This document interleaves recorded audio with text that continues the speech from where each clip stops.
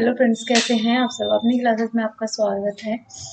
और अभी तक अगर आपने हमारे चैनल को सब्सक्राइब नहीं किया है तो फिर सब्सक्राइब कीजिए, रेट रिव्यू कीजिए। फ्रेंड्स, बहुत ही इंपॉर्टेंट हम आज टॉपिक पढ़ने वाले हैं। थोड़ा लेंदी हो जाएगा ये, बट हम इसको पढ़ते हैं।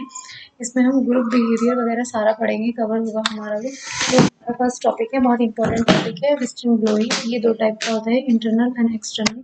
विस्टर्न ब्लोइंग वो होता है कि जैसे कोई इंटरनल पार्ट में और एक्सटर्नल पार्ट में दो बन जाते हैं।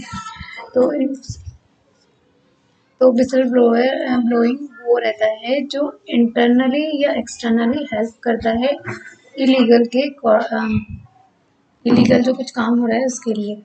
तो फर्स्ट आता है हमारा इंटरनल विसल ब्लोइंग जो होता है। इसमें मतलब एक एम्प्लॉय होता है, वो organisations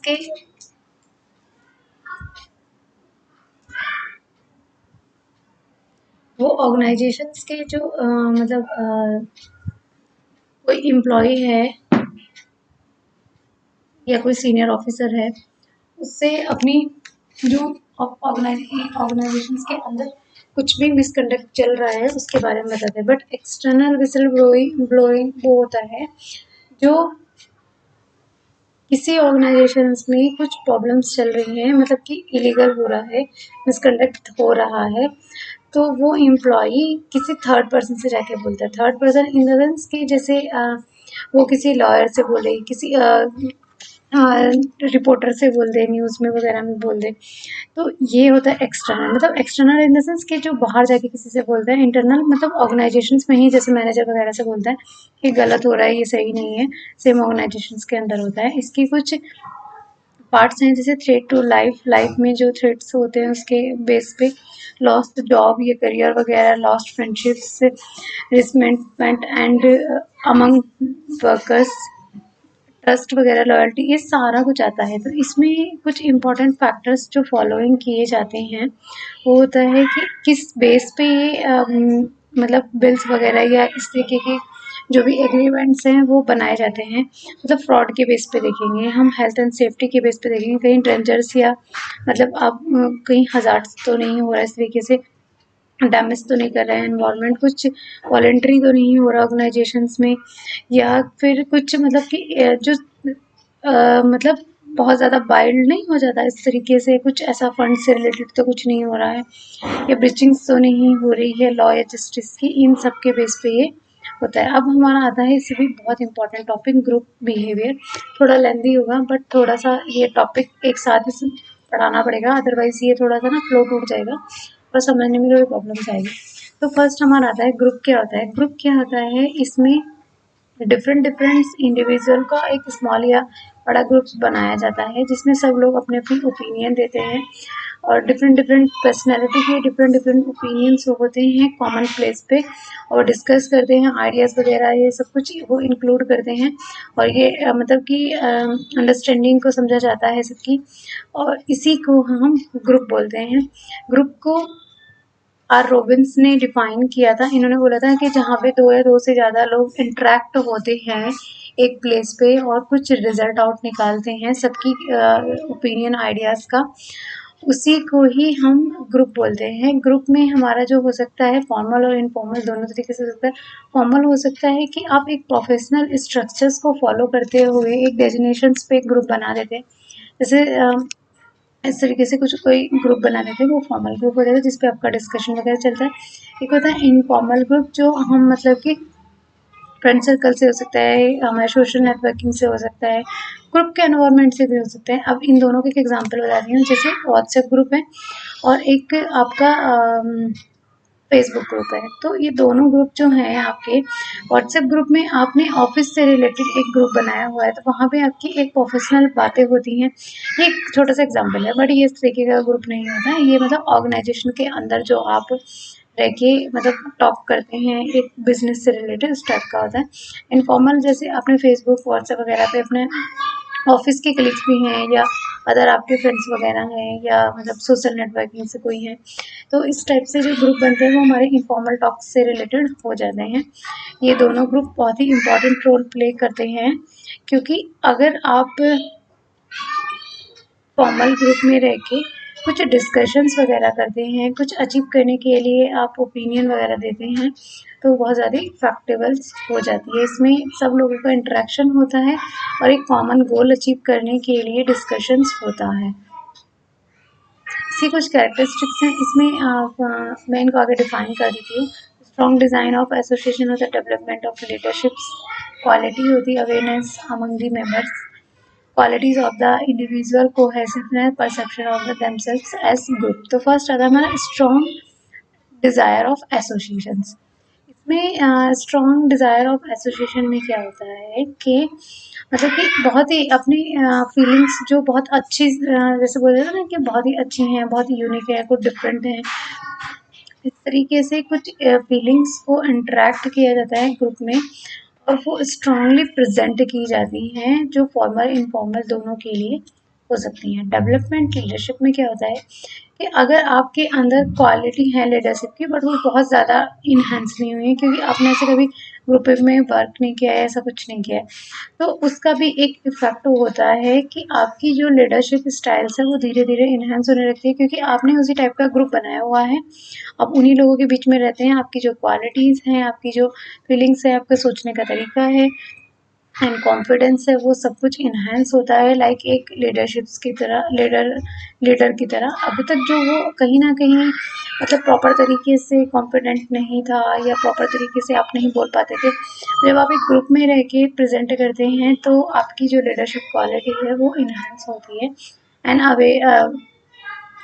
awareness among members means के जो आपके ऑर्गेनाइजेशंस में मेंबर्स थे, तो आपने अभी तक ग्रुप में रह के इतना उन लोगों को जान लिया है, उनकी weakness, strength, capacity, abilities, talent, उनकी जो प्रॉपर नीड्स है, मतलब सबको आपने उनको डीपली एक तरीके से समझ लिया है और इससे आपको ये पता चलता है कि उनके बारे में वो किस तरीके से सोचते हैं, किस तरीके से उनकी ओपिनियन होती है, एक दूसरे के बारे में आप प्रॉपरली जान पाते हैं। प्रॉपर्टीज ऑफ द इंडिविजुअल्स ये कहता है कि जो मतलब कि लाइक डिसलाइक वाला जो फंडा होता है, ये मतलब कि ग्रोन अप होता रहता है, ये बॉन्ड के साथ में नहीं है, ये फंक्शनली ग्रोन अप होता है। कोहेसिवनेस होता है एक तरीके से मतलब कि किसी ग्रुप को हमें मतलब ऑब्जर्व करना कि जैसे ग्रुप कोहेसिव में क्या होता है कि एक छोटे स्मॉल ग्रुप बना हुआ था होता है, कुछ थोड़े से लोग उसमें इन्वॉल्व होते हैं और वो अपना इंटरेस्ट शो करते हैं, अपने जो अवेयरनेस है वो एक दूसरे के साथ डिस्कस करते हैं। बहुत छोटे से लेवल पर रहता है, कोहेसिवनेस ज़्यादा होती है इसमें और स्ट्रेस का लेवल थोड़ा कम रहता है और ये फील करते हैं क्योंकि मतलब जल्दी जल्दी वर्कआउट करके ये आगे आगे बढ़ने के लिए वर्क करते हैं एंड देन ये फील करते हैं कि हमें इन्हें हाई प्रोडक्टिविटी को एकदम से अचीव करना है एंड इनके पास ये भी फील करते हैं कि इन्हें कंपनी की कोई जो सपोर्ट है वो नहीं इन्हें मिली हुई है। तो एक तरीके आप देखेंगे कि आपने एक जॉरी विंडो अगर पढ़ी थी तो वो कोहेसिवनेस के बीच में आती है कि इसमें 4 लेवल्स होते हैं, एक प्रोडक्टिव लेवल होता है एंड एक होता है एम्प्लॉय ओरिएंटेशन।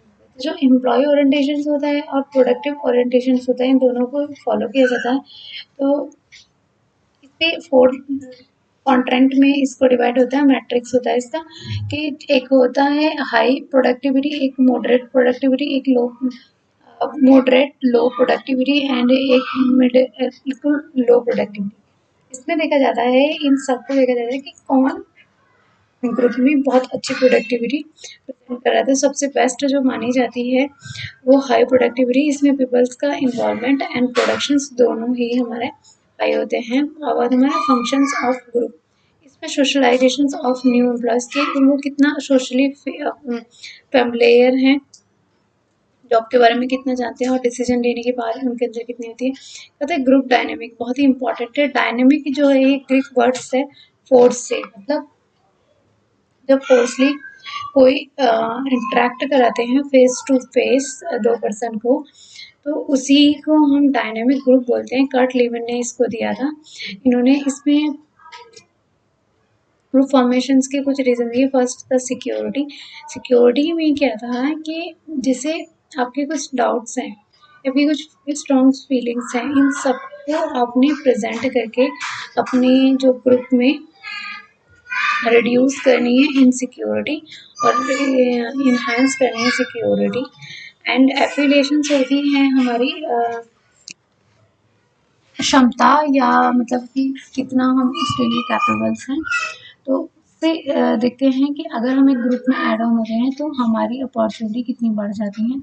स्टेटस जो हमारा ज्वाइन होने के बाद में अगर आप ग्रुप को ज्वाइन करते हैं तो देन आपके एक स्टेटस जनरेट होता है ग्रुप में कि आप इस लेवल पे हैं, आप इस लेवल पे हैं। स्टिल नीड्स में क्या होता है कि अगर आप सेटिस्फाई हैं अपने ग्रुप में और ग्रुप भी आपसे सेटिस्फाई है और आपको एक लेवल दे दिया है तो आपका एक हाई लेवल मतलब सेल्फ इमेज बन जाती है ग्रुप में। एंड आप अपने ग्रुप में एक ऑटोक्रेटिक डेमोक्रेटिक इस तरीके से रोल भी प्ले कर सकते हैं, मतलब बॉस का रोल भी आप प्ले कर सकते हैं। पावर मीन जो होती है, पावर मीन्स होता है अथॉरिटेशंस, मीन्स आपके पास में इंडिविजुअल्स को एक तरीके से फॉलो करने की पावर है या आपकी जो मतलब प्रेजेंटेशंस है ग्रुप में वो एक ऐसी हो गई है कि पावरफुल है। एंड रिवॉर्ड्स में आपको फाइनेंस से रिलेटेड कुछ इंसेंटिव्स वगैरह मिल सकते हैं अगर आपने कुछ अच्छा परफॉर्म किया है, रिवॉर्ड्स वगैरह देते हैं। स्टेज आते हैं इसमें forming, storming, norming, performing and absorbing. ये चारों पांचों स्टेज जो हैं ये बहुत इंपॉर्टेंट है। डायरेक्ट इनसे क्वेश्चन पूछा गया है। फॉर्मिंग होती है जब कोई इंडिविजुअल न्यू होता है और वो ऑर्गेनाइजेशंस में एडजस्ट होना चाहता है, मतलब इंटरेक्ट करता है एक दूसरे के साथ, उसी को हम फॉर्मिंग, मतलब फॉर्मिंग हमारी फर्स्ट स्टेज होती है जिसमें पर्सन के बारे में उसकी पर्सनली डिटेल्स वगैरह पता चलती हैं, इंटरेक्ट करता है, इंट्रोडक्शन टाइप्स होता है। स्टॉर्मिंग्स में क्या होता है, वो ग्रुप में आ तो गया है बट ऑर्गेनाइजेशंस में रह के वो अपनी जो स्ट्रेस लेवल उसका बढ़ा हुआ है, लोगों से बात नहीं की है, उसको पता नहीं है कैसे इंटरेक्ट करना है, क्या उस चीज़ को कम करने के लिए उनके साथ रिलेशनशिप्स बिल्ड करता है और अपना फोकस उसका जो रहता है वो ऑर्गेनाइजेशंस में अपने ग्रुप्स पे रहता है। देन नॉर्मिंग में क्या होता है कि वो जब ग्रुप में आ जाता है और अपना इंटरेक्ट होने के बाद में वो रिलेशनशिप बिल्ड कर लेता है तो सब लोग साथ में मिलके काम करते हैं और उससे उन दोनों के सब लोगों के बीच में एक म्यूचुअल अंडरस्टैंडिंग बन जाती है, कोऑपरेटिव फीलिंग्स आती है और वो एक साथ मिलके किसी काम को करते हैं। फॉर्मिंग में क्या होता है कि जो ग्रुप बन चुका है, साथ में वर्क कर रहे हैं, उन सबका एक तरीके से मतलब कि कहीं न कहीं डिस्प्यूट्स आने लग जाते हैं क्योंकि वो चैलेंजेस को एक्सेप्ट करने लग जाते हैं और जो हाईली चैलेंजेस हैं वो एक्सेप्ट करके वो परफॉर्म करते हैं, बेस्ट परफॉर्म करते हैं अपना 100%। एब्जॉर्बिंग में क्या होता है कि जो उन्होंने अपनी परफॉर्मेंस दी, अच्छे चैलेंज एक्सेप्ट किए, हर जो कॉम्प्लेक्स चैलेंजेस थे उनको एक्सेप्ट करने के बाद में क्या उनमें डिस्प्यूट्स होने स्टार्ट हो जाते हैं और सारा ग्रुप्स जो है वो टूट जाता है, वो सक्सेसफुली जो उन्होंने वर्क किया होता है वो सारा बाइंड अप हो जाता है। तो ये लीडरशिप्स की कुछ थियरीज हैं, बहुत इंपॉर्टेंट है। लीडरशिप्स क्या होती है, लीडरशिप्स जो है वो एक एबिलिटी बताती है, कैरेक्टरिस्टिक्स बताती है फॉलोवर एंड सबऑर्डिनेटर्स का साथ में कि किस तरीके से किस पर्सन की क्या कैरेक्टरिस्टिक्स हैं, उनकी क्या क्वालिटीज़ हैं, वो सब बताती है। इसमें कुछ इम्पॉर्टेंट फीचर्स हैं। फर्स्ट होता है ये इंटरपर्सनल प्रोसेस होती है लीडर एंड फॉलोवर्स का, मतलब कि दोनों के बीच में एक इंटरेक्शंस होती है, दोनों के सबऑर्डिनेटर एंड फॉलोवर्स के दोनों के जो रहता है कि रिलेशनशिप्स को बताती है। वो कॉमनली गोल के लिए इंटरेक्ट होते हैं एक दूसरे के साथ में और जो उनका मेन ऑब्जेक्टिव्स है उसे अचीव करने के लिए वो एक दूसरे को मोटिवेट करते रहते हैं। एंड ये एक जो लीडर होता है वो एक प्रॉपर तरीके से जस्टिस करता है अपने फॉलोअर्स के साथ में और ये कंटिन्यूस प्रोसेस होता है, ये गाइड करता है अपने मॉनिटर, मतलब जो उसके फॉलोअर्स हैं एज ए मॉनिटर ये अपने फॉलोअर्स को गाइड करता रहता है और ये सिंगल स्टाइल नहीं होता, काफ़ी सारे इसके स्टाइल्स होते हैं। ये प्रोवाइड करता है मोटिवेशन, आर्बिट्रेशंस भी होता है ग्रुप मेंबर में, क्रिएटिंग कॉन्फिडेंस, मतलब कॉन्फिडेंस भी क्रिएट करता है, वर्किंग एनवायरनमेंट अच्छा बनाता है, कोऑर्डिनेट करता है ऑर्गेनाइजेशंस के गोल को अचीव करने के लिए एंड सक्सेसिव चेंजेस लाने के चांसेस रहते हैं, प्रमोट इफेक्टिव लिए होता है, अथॉरिटेशन क्या है, एंड इनिशिएटिव्स एक्शन लेता है। मैनेजर और लीडर कौन होते हैं? मैनेजर होते हैं जो करंटली वर्क कर रहे होते हैं ऑर्गेनाइजेशन में, बट लीडर वो होते हैं जो इनोवेटिव आइडियाज वगैरह न्यू थिंग्स फाइंड आउट करते रहते हैं काम करने की। मैनेजर जो हो रहा चला आ रहा था उसी को कॉपी पेस्ट करने की कोशिश करते हैं, बट लीडर्स वो होते हैं जो कुछ चेंजेस लाने की कोशिश करते हैं, प्रॉब्लम्स को ओरिजिनली फाइंड आउट करके उसका एक्चुअल में क्या सोल्यूशन हो सकता है उसे देखते हैं। एंड मैनेजर प्लेस करते ही हैं स्ट्रक्चर और सिस्टम को, बट लीडर्स जो हैं ये प्लेस करते हैं ऑर्गेनाइजेशंस के जो एम्प्लॉय हैं उन्हें। एंड मैनेजर डील करते हैं शॉर्ट टर्म्स नेचर्स में, but leader long terms problems को फाइंड आउट करने के लिए करते हैं। मैनेजर हाउ एंड व्हेन पे ध्यान देते हैं, बट लीडर जो है व्हाट एंड व्हाई पे ध्यान देते हैं। तो ये हमारी कुछ autocratic leadership and democratic leadership style है। ऑटोक्रेटिक वो होते हैं जो अथॉरिटी का अथॉरिटेशंस होते हैं, मीन्स वो सोचते हैं कि जो उनके सब ऑर्डिनेटर्स हैं बस उन्हीं को फॉलो करें, उन्हीं की बातें माने। पूरा ओवरऑल कंट्रोल होता है इसमें लीडर का, फॉलोवर का कोई इन्वॉल्वेशन नहीं होता है। मेंबर्स बहुत नॉर्मली अपना इनपुट डाल पाते हैं, सिर्फ वो डिसीजन फॉलो करते हैं लीडर का।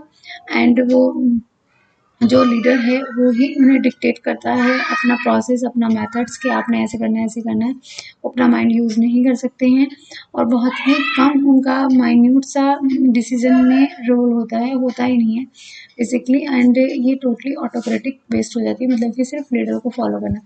डेमोक्रेटिक्स लीडरशिप स्टाइल जो होता है बहुत इंपॉर्टेंट है, इसको पार्टिसिपेटिव सपोर्टिव भी बोला जाता है, क्योंकि इसमें डिसीजन लेने का जो रोल होता है वो दोनों का होता है। प्रोडक्टिव होती है, इसमें हाई प्रोडक्टिव क्वालिटी होती है एंड हाई कंट्रीब्यूशंस होता है मेंबर्स का, और ये बहुत ही अच्छा मोराल इंक्रीज करता है अपने फॉलोअर्स का। इसमें एम्प्लॉयर और लीडर्स, एम्प्लॉयज़ एंड लीडर्स दोनों मिलके कोई अपने अपने आइडियाज़, अपनी ओपिनियंस, थॉट्स ये सब डिस्कस करते हैं, देन फाइनल डिसीजन पे पहुंचते हैं। और इनमें फॉलोवर का बहुत ज़्यादा इन्वॉल्वमेंट होता है कंपैरिजन टू ऑटोक्रेटिक्स। एंड ये अपने आप को एक इनहेंस लेवल पे लेके अपनी स्किल्स देखते हैं और उन्हें रिवॉर्ड्स वगैरह दे देते हैं। लेजिस्लेटिव फेयर में क्या होता है, इसमें फ्रीडम्स बहुत ज़्यादा दे दी जाती है कि उनके मन है सबऑर्डिनेटर्स का, फॉलोवर्स का, जो उन्होंने करना है करे। मतलब एक तरीके से इसका मन हुआ तो आके पूछ लिया लीडर से, नहीं तो कोई लीडर अपना कोई खास रोल प्ले नहीं करता, एकदम फ्रीडम दे देता है अपने जो उनके फॉलोवर्स हैं। अब आता है लीडरशिप क्वांटम। इसमें क्या होता है कि मैनेजर किस तरीके से सिचुएशन को हैंडल कर रहा है और अपने सबऑर्डिनेटर को हैंडल कर रहा है। लीडरशिप्स की कुछ थियरीज हैं, बहुत इंपॉर्टेंट थियरी हैं। Great man traits, behavioural contingency, charismatics leadership, transactional leadership and transformational leadership. First आती है great man theory. Great man theory कहती है कि लीडर्स जो होते हैं वो बॉन्ड होते हैं, लीडर्स कभी बनते नहीं हैं, लीडर बचपन मतलब पैदाइशी होते हैं। लीडरशिप ग्रेट मैन थियरी का ये मानना है। ये 1860 में हार्वर्ड स्पेंसर ने बोला था, इंग्लिश फिलोसोफर्स रहे ये। इन्होंने बोला है कि जैसे महात्मा गांधी वगैरह, इंदिरा गांधी, ये सब लोग हुए तो ये बचपन से पैदाइशी लीडर हुए थे, ये लीडर बने नहीं थे। तो इनके अकॉर्डिंग मतलब इनको लगता है कि इन्हें इनबिल्ड क्वालिटीज मिली हुई थी, इसलिए ये लीडर बने। एंड आती है थ्रेड थ्योरी जो 1930 से लेकर 1940 में दी गई थी। ये दी थी स्टॉकडेल ने, स्टॉकडेल ने दी थी। स्टॉकडेल ने बोला कि लीडर कुछ पैदाइशी भी होते हैं और कुछ बनते भी हैं। आप इसे 100% ये नहीं बोल सकते लीडर सिर्फ वही होंगे जो पैदाइशी होते हैं, कुछ लीडर ऐसे होते हैं जो बाद में भी बनते हैं। और इन्होंने बोला कि लीडर की क्वालिटी के ऊपर बेस्ड करता है, लीडर के कैरेक्टरिस्टिक्स पे बेस्ड करता है कि वो कितना लीडर है, उसके सेंस पे, उसकी रिस्पॉन्सिबिलिटीज़ पे, उसकी क्रिएटिव थिंकिंग पे, उसकी वैल्यू पे, इन सब पे बेस होती है उसकी लीडरशिप क्वालिटी, ना कि वो बचपन से पैदा हुआ हुआ होता है। इसमें जो थ्रेड थियरी है, थ्रेड थियरी में इन्होंने कुछ इम्पोर्टेंट कैरेक्टरिस्टिक्स बोले थे जो लीडर होता है उससे। इसमें इन्होंने बोला कि जो थ्रेड थियरी होता है के अंदर डायरेक्टेड होता है वो लीडर, असर्टिव होता है, कोऑपरेटिव होता है, डिसीजन ले सकता है, डिपेंडेबल्स होता है, एम्बिग्यूट होता है, और वो अपनी प्रॉब्लम्स को खुद हैंडल करने के लिए सेल्फ डिपेंडेंस हो सकता है, और गाइडेंस होता है, वो मतलब अपनी प्रॉब्लम्स को खुद सॉल्व कर सकता है, खुद अपने आप को गाइड कर सकता है। बिहेवियरल थियरी जो 1940 से लेकर 50 तक में आई थी, इसमें बिहेवियर को ऑब्जर्व किया गया था कि एक लीडर का बिहेवियर कैसा होता है, वो किस तरीके से एक्शन लेता है, किस तरीके से रिएक्ट करता है, किस तरीके से वो अपने फॉलोअर्स को किसी भी सिचुएशन से बाहर निकालने के लिए फॉलो करता है। बिहेवियर पे बेस होती है बेसिकली, कि जो वो पूरी एक्टिविटीज कर रहा है उसी के ऊपर बेस्ड होती है थ्योरी। मतलब जब भी कोई सिचुएशंस आए, बेस्ट सिचुएशंस को बेस्ट सोल्यूशन निकालने के लिए जो उसने प्रोडक्ट किया लीडरशिप को, वही होता है उसका बिहेवियर। मीन्स जैसे कोविड-19 की सिचुएशंस है, इस सिचुएशंस में मोदी जी ने किस तरीके से रिएक्ट किया, ये उनकी लीडरशिप क्वालिटी पे डिपेंड करता है। मतलब अगर वो एकदम से होपलेस टाइप्स हो जाते, सिचुएशन को हैंडल नहीं कर पाते, तो पूरी कंट्री वैसी हो जाती ना, कि जब मोदी मतलब गवर्नमेंट की ही इस तरीके से ऐसे कर रही हैं, मोदी गवर्नमेंट ही अपने ऊपर कॉन्फिडेंटेड नहीं है, जबकि उनके पास कुछ भी नहीं था, बट फिर भी वो उन्होंने कॉन्फिडेंटली बोला हम जल्दी निकल जाएंगे। तो वो उनका बिहेवियर था, उन्होंने कैसे रिएक्ट किया, वैसे ही फॉलोअर्स ने रिएक्ट किया। सिचुएशन को कैसे हैंडल किया, उसी से इन्फ्लुएंस होते हैं फॉलोअर्स भी। अब आता है लोवा एंड मैकेन, ये कर्ट लीवन ने बोला था। इसमें इन्होंने कुछ बिहेवियर के कुछ मतलब थ्री स्टाइल बोले थे, ऑटोक्रेटिक, डेमोक्रेटिक एंड लेजिस्लेटिव, जो मैं अभी पीछे आपको पढ़ा चुकी हूँ, वही तीनों को इन्होंने कॉम्बिनेशन उन तीनों का कर दिया था। कंबाइन करके तीनों स्टाइल्स को इन्होंने बोला कि यही बेस्ट है। अकॉर्डिंग टू सिचुएशंस ऑटोक्रेटिक हो सकते हैं, डेमोक्रेटिक हो सकते हैं, लेजिस्लेटिव हो सकते हैं। और इसमें इन्होंने लीडरशिप स्टाइल टास्क के ऊपर और एम्प्लॉय ओरिएंटेशन टास्क के ऊपर दो स्टडीज भी। तो इसमें इन्होंने बोला कि लीडरशिप बिहेवियर के ऊपर अगर हम देखेंगे तो वो भी इंक्रीज होता है, और एम्प्लॉय के ऊपर देखेंगे तो वो भी इंक्रीज होता है। जैसे क्लोज सब सुपरविजन होगा, जॉब सेंटर्ड होगा, जनरल एम्प्लॉयज ओरिएंटेड होगा, लेजिस्लेटिव फोर्स होगा। मतलब कि अकॉर्डिंग टू सिचुएशन इन्होंने एक तरीके से बोला। लिकर्ट्स ने इन्होंने 4 बहुत ही इम्पोर्टेंट सिस्टम्स है, उसके बेस पे इन्होंने डिवाइड किया इसको। बड़ा कर देते हैं।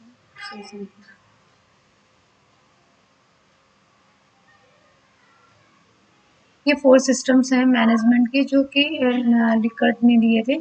लिकर्ट ने बोला कि एक्सप्लोटेटिव्स अथॉरिटेटिव्स वो लोग होते हैं या वो लीडर होते हैं जो थोड़ा बहुत अपने सबऑर्डिनेटर्स से भी पूछ लेते हैं डिसीजन के टाइम पे, उन्हें भी मोटिवेट कर देते हैं अचीविंग के टाइम पे, एंड वो अपने डिसीजन लेते हैं। एंड बेनोवोलेंट अथॉरिटेटिव्स वो होते हैं ऑटोक्रेटिक्स। इसका दूसरे नाम से भी पूछा गया था कि ऑटोक्रेटिक को किस नाम और से जाना जाता है। बेनोवोलेंट अथॉरिटेटिव्स होते हैं, ये अपनी ही अथॉरिटी देते हैं, ये अपनी टीम को फॉलो नहीं करते हैं, अपने सबऑर्डिनेटर को फॉलो नहीं करते हैं। सबऑर्डिनेटर सिर्फ इन्हें फॉलो करके इनके रूल एंड रेगुलेशंस को फॉलो करते रहते हैं। कंसल्टेटिव में क्या होता है कि इसमें दोनों बैठ के अपनी प्रॉब्लम्स को सुनते तो हैं, बट बहुत बड़ा रोल प्ले नहीं करते हैं। इसमें एम्प्लॉय का आइडियाज़ वगैरह या उनकी ओपिनियंस जो होती हैं वो रोल प्ले नहीं करती हैं। ऑर्गेनाइजेशंस अपना गोल सेट करती है, मतलब बेसिकली ऑर्गेनाइजेशंस के बेस पे होता है, और ये लीडर का को एक एज ए कंसल्टेंट समझ के उससे अपना जो आइडियाज़ वगैरह है उसे लेता है। देन आता है पार्टिसिपेटिव, ये बहुत ही अच्छा होता है क्योंकि पार्टिसिपेटिव हमारा सपोर्टिव्स होता है और डेमोक्रेटिक होता है। इसमें लीडर एंड जो उसके सबऑर्डिनेटर्स हैं दोनों बैठ के एक साथ में अपनी अपनी ओपिनियन शेयर करते हैं, आइडियाज शेयर करते हैं, एंड देन वो जो प्रॉब्लम है उसका सोल्यूशन फाइंड आउट करते हैं, और ये टीम वर्क करते हैं। मतलब कि ऑर्गेनाइजेशंस के बेस पे इनका सब कुछ नहीं होता, इनके अपना टीम के बेस पे डिसाइड करते हैं कि इस प्रॉब्लम का क्या सोल्यूशन होगा।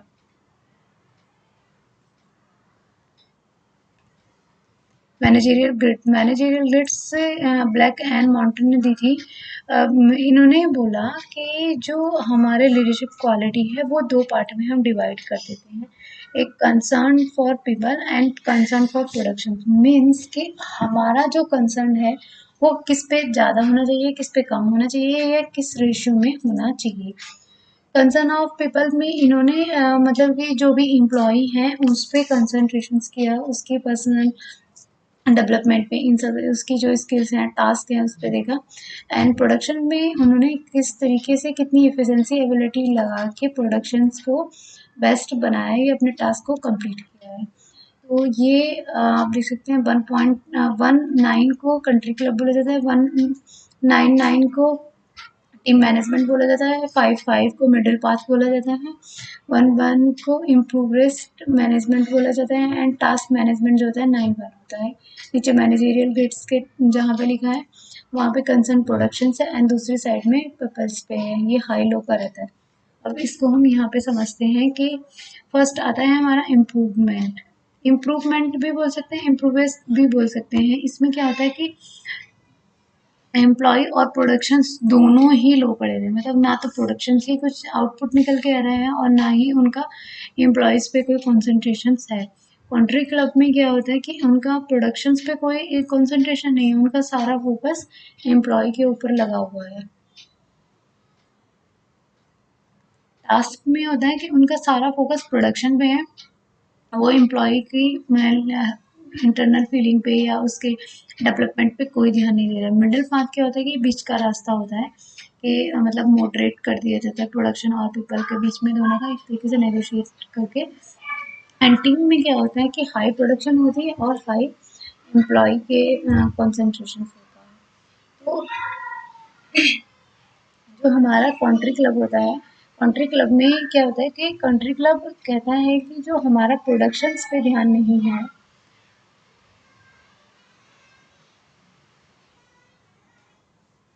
और सिर्फ हमारा ध्यान एम्प्लॉय के फीलिंग्स पे, उसकी कॉन्सेंट्रेशंस पे है, तो इसलिए हमें एम्प्लॉय को कंफर्ट जोन से निकाल के थोड़ा प्रोडक्शंस को इन्हांस करना पड़ेगा, उसकी परफॉर्मेंस को इम्प्रूव करना पड़ेगा।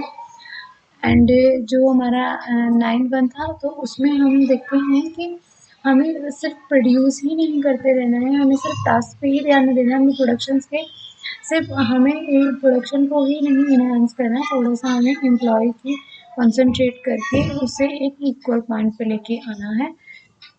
एंड देन जो इम्प्रूवमेंट है, इम्प्रूवमेंट में हमें दोनों की इम्प्रूवमेंट की रिक्वायर्ड है कि मैनेजर भी ऐसा स्टाइल यूज़ करे कि जॉब का जो करंट सिनेरियो है, जो रेशियो है, वो थोड़ा इम्प्रूव हो, मतलब कि वो थोड़ा बढ़े।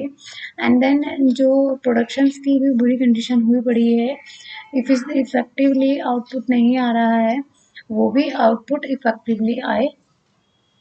मिडिल पाथ में मॉडरेट लेवल को इन्होंने चूज़ किया था, एंड टीम लेवल में इन्होंने डुगलस मैक जॉर्ज ने बोला है कि जो आपका स्टाइल है वो बेस्ट है, क्योंकि आपने एम्प्लॉय की जो फीलिंग्स हैं, एम्प्लॉय की जो मतलब इन्वॉल्वमेशन है, पार्टिसिपेशन है, उसको भी आपने ध्यान से इम्प्रूव किया। एंड देन आपकी जो प्रोडक्टिविटी है वो भी आपकी इंक्रीज हुई है, तो इसलिए बेस्ट जो माना जाता है वो टीम लीडरशिप माना जाता है। Thank you so much friends, हमारे चैनल को सब्सक्राइब कीजिए, रिव्यू कीजिए।